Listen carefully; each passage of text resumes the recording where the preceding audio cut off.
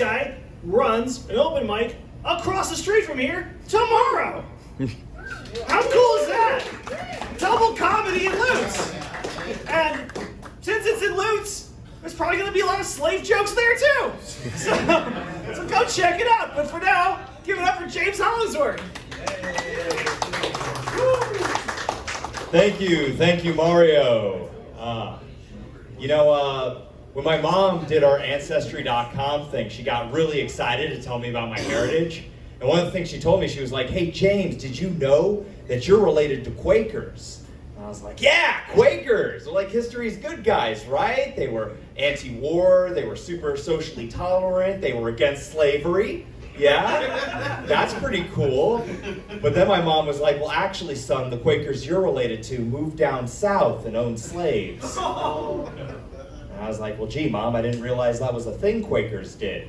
And she's like, "It's not, it's just the ones you're related to." So, I have mixed feelings about that. Gene, you were talking about getting circumcised. This whole 15 minutes is just about you. So, you were talking about getting circumcised at 13. How do they keep a 13-year-old from just jerking off? Like, do they put a cone around it? Or, like, do you have to be, like, really good? Is the pain enough to deter you, or do you just power through it? It hurts, dude. It hurts? Yeah, okay. At least you're not a quitter. That's important. Okay. Some good news, right? That has nothing to do with Gene and slavery. My sister had a kid. I'm an uncle now. Yeah. They had it on a Wednesday, and they had to call me because they had some contractors working on some stuff, and they were just so grateful that I was able to drop everything and help out with that situation at their house while she was going into labor. But the truth is, I'm just underemployed and don't have anything going on and can't come up with excuses. So that's why I watched over their stuff. But it was cool, getting to hold the baby for the first time. I remember looking into its dumb baby eyes and going, "Hello there, child. I am your uncle, and you are very precious to me. That is why I will share with you all my right-wing viewpoints."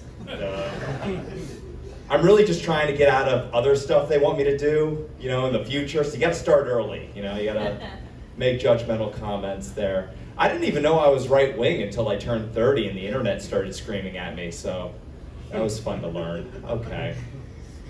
Not good joke for a young crowd.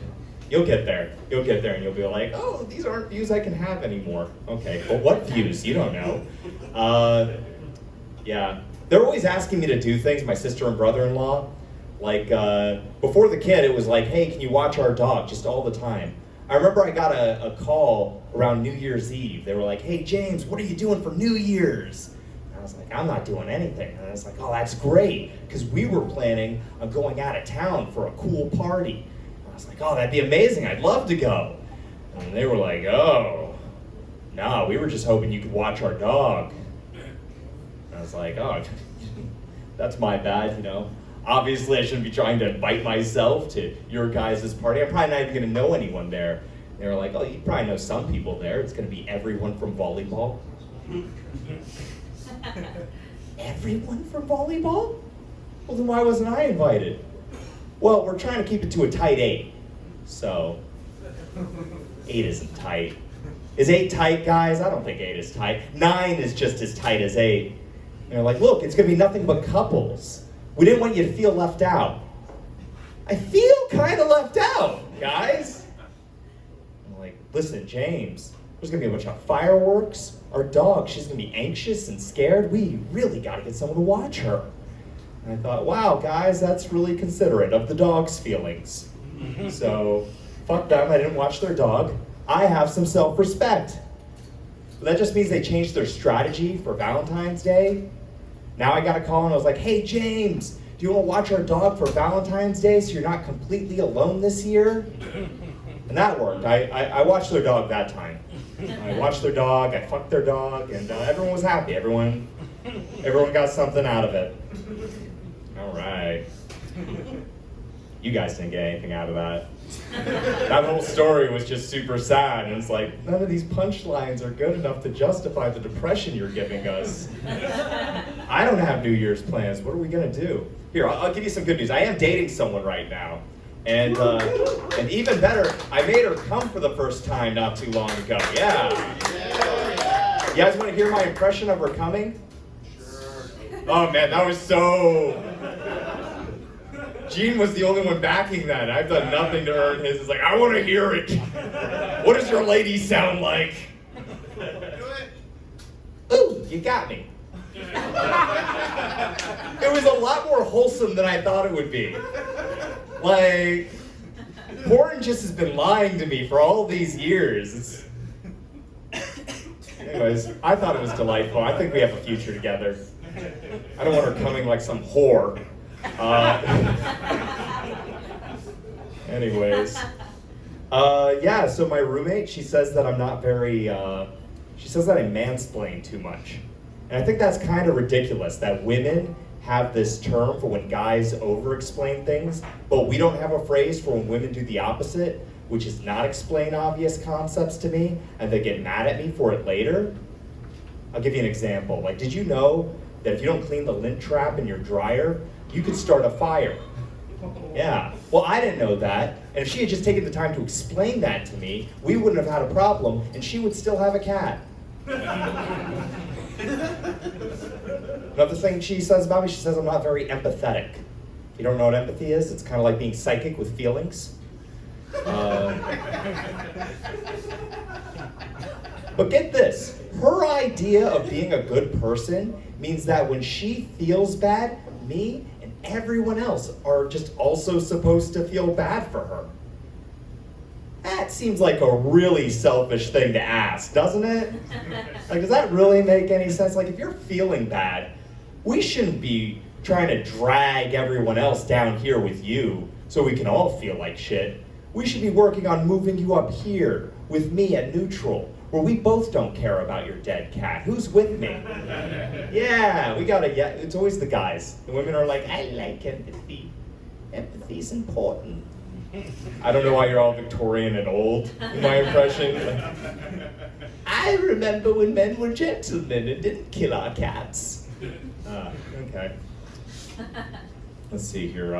My family, they like to argue politics a lot, and it's always like weird, obscure politics. Like lately, my dad's been really mad at artificial intelligence. He thinks it's going to control the world, you know, and humans aren't going to run things anymore. And I had to remind him, Dad, we don't control things now.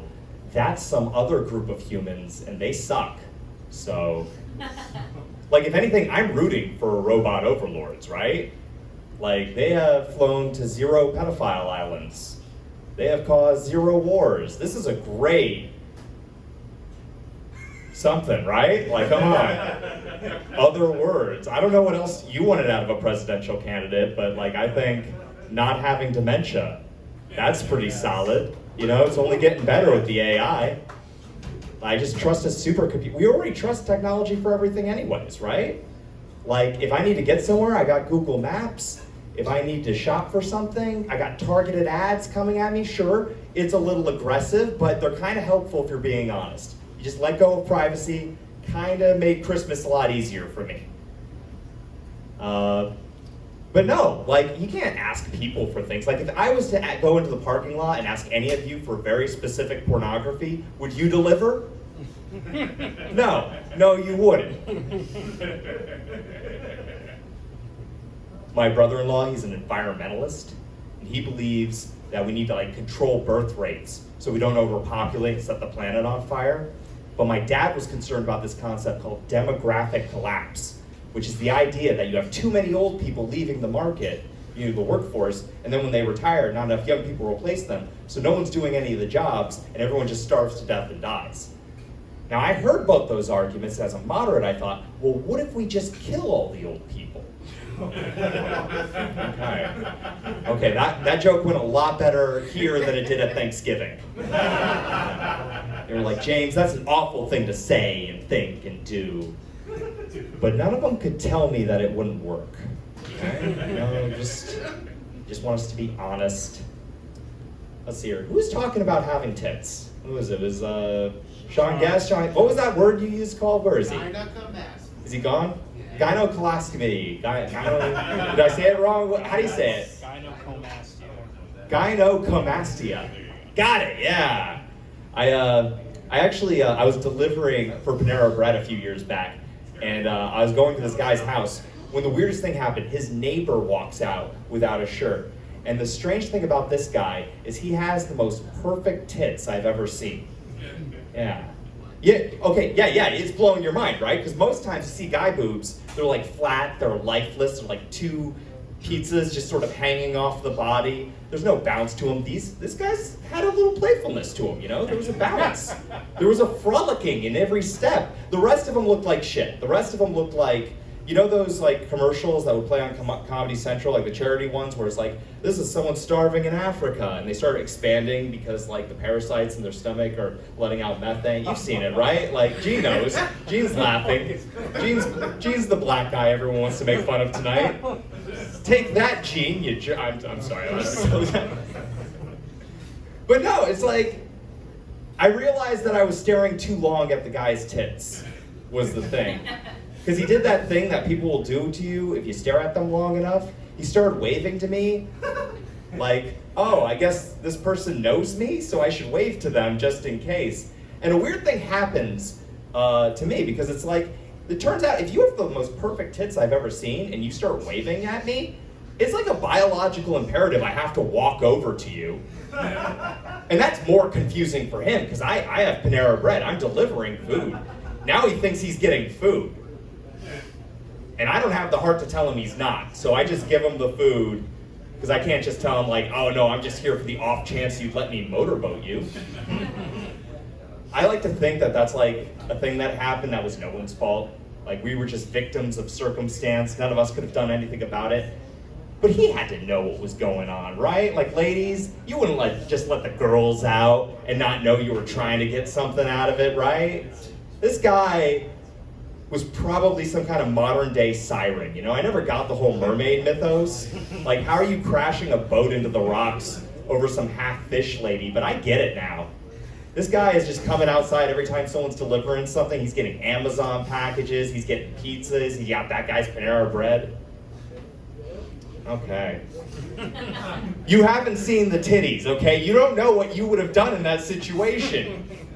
Even the women here wouldn't have been safe. It's like, finally, a guy with tits. Nice. Okay, that wasn't your guys' kink. I do appreciate the kind smile you gave to that. It's like, yeah, try your best. You're doing it. It was very supportive. Okay, I should end off on something because I got polite. Let's see here. Yeah, so I was on a dating app, and I was swiping through, when I came across this beautiful woman with a bunch of tattoos, and she would have been perfect too, if it wasn't for like the tiniest of swastika tattoos. Yeah. You guys know how like you'll come across a perfect 10 online, but then she'll have a swastika tattoo, and it drops her all the way down to a 7? Yeah, for some people, only as low as a 9. But the thing was, she wasn't white. So I thought, well, okay, maybe this is like a Buddhist swastika or a Hindu swastika, you know? Because that symbol actually means different things in different parts of the world. And when I looked closer, it turned out to be a Charles Manson tattoo. So not exactly the religion I was hoping for. All right, thanks. You've all been great. Oh, look, there is a whole $1 in our tip hat. Let's just, whoa, what's going on there? Did you guys enjoy us? We were great. Okay, bring it up, Mario. Yeah, this was great. Woo.